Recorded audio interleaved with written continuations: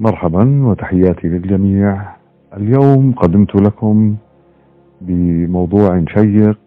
هذا الفن والعلم المتداول وعلى مر العصور قد نال جانبا هاما لدى الباحثين والمثقفين والعلماء.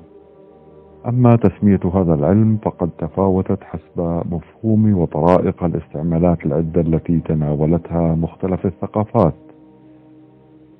حسب مفهوم وطرائق الاستعمالات العدة التي تناولوها آنذاك، منها مجتمع العرافة المنتشر في العصور الوسطى وحتى ما قبلها، حيث كان يسمى علم الاستصراخ العاكس لأحوال الطالب على سطح الكرة، ونتائجه كانت دوما مثار تحفيز للغوص نحو مدارك ومكنونات هذا العلم للاتصال بالحدس البشري والوصول إلى اكتشاف روعة آليات عمل عقلنا الباطن متبوعا للظاهر.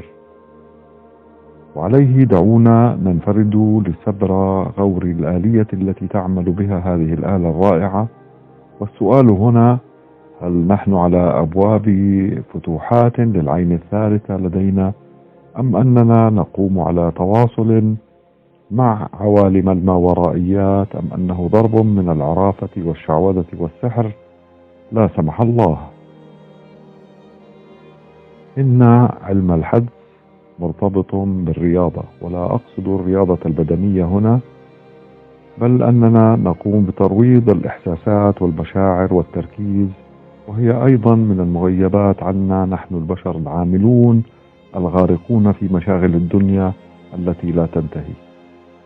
السؤال الذي يطرح نفسه: قد تقولون ما لي أنا وهذا الشأن والغلبة وقلة راحة البال؟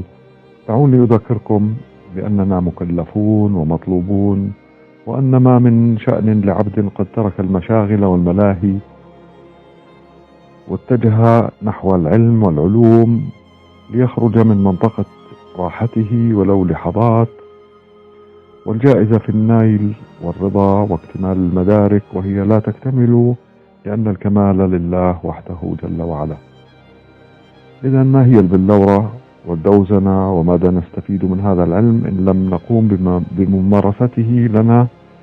لكن على الأقل فلنعلم ما الذي يدور، وعليه نكون قد أسقطنا عنا بندا من بنود السعي وراء الحقيقة والعلم والاجتهاد.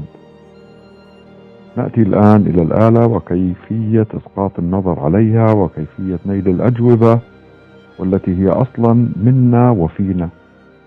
فيتبين لنا أن هذه الأداة ما هي سوى وسيلة أخرى من وسائل الاتصال ببواطننا، شأنها شأن البندول وأسياخ البحث عن كنوز باطن الأرض النحاسية، عن مال وماء ومنافع أخرى.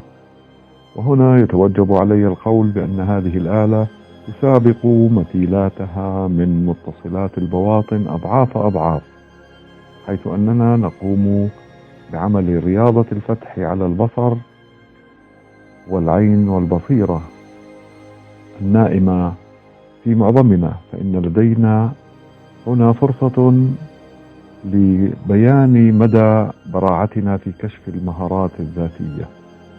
إن تسنى لأحدكم الحصول على كرة زجاجية كهذه أو تلك، وأيضا لا يهم إن كانت مصنوعة من كريستال أم من زجاج شفاف أو ملون، فالمحصلة واحدة، وهي بداية رؤية الأطياف. وهنا قد يسألني أحدهم: أخاف من أمور عدة، مثلا كأن نقول بأننا نقحم أنفسنا في شبهة دينية أو أخلاقية باتصالات غير مشروعة بعوالم أخرى. دعوني أطمئن بالكم: إن محصلة هذا البحث والتواصل والاستقصاء تصب تحت بند واحد، وهو نحن، أنا وأنتم وبواطننا، وأنه ليست هناك قوى خفية تقوم بحمل أبصاركم ولا حتى وعيكم أثناء النظر إلى البلورة، إنما ما ترونه هو انعكاس كامل لقواكم الداخلية وبواطنكم. وبما أن الكون متصل، ولنقل بأن هناك عقل كوني عام ونحن جميعا من مخلوقات وجماد وأثيرة وعناصر كونية، جميعنا متصلين بها معا بلحمة واحدة لا تنفك ولا تتفكك. إذا فإن هذا النداء يقوم بالاتصال مع وحدته وأقرانه.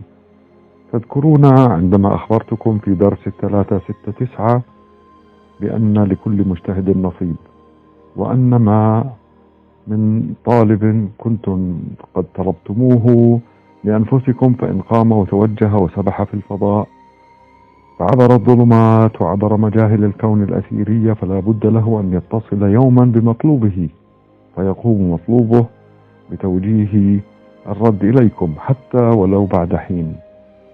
وأن الخالق جل وعلا قد أسمى نفسه الباطن تقدست أسماؤه، فإن خالقنا يسعد لعبد قام أناء ليله وابتعد عن فراشه وخرج من منطقة راحته طالبا العلم والتنوير.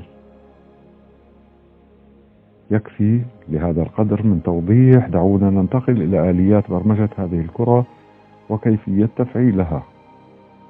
أولا، إن امتلكت كرة كما أسلفنا مصنوعة من زجاج أو كريستال أو غيره، وحتى إن لم يكن هناك الإمكانية للحصول على واحدة، بالإمكان عمل هذه التجربة بواسطة قطعة من ثريا معلقة أو من منشور أيضا، وهي كالتالي تقوم على 3 محاور. أولهم الجلوس والهدوء وإفراغ النفس. ثانيا التأمل لمدة قصيرة.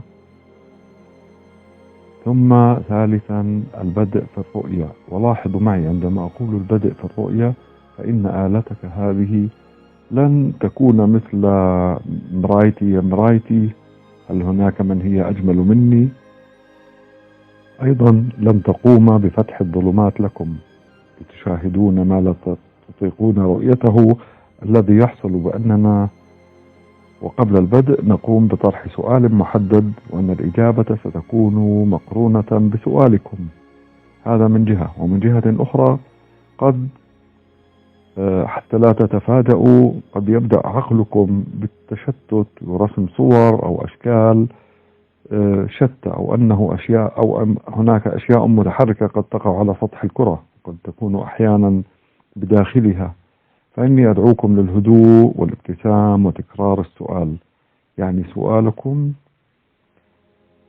فما تلبث أن ترى صورا واضحة وجلية للمطلوب، وأنتم في قمة الروعة والفرح والسعادة لنيلكم فتحا جديدا لعلم بات حكرا على أشخاص معدودين في هذه الدنيا.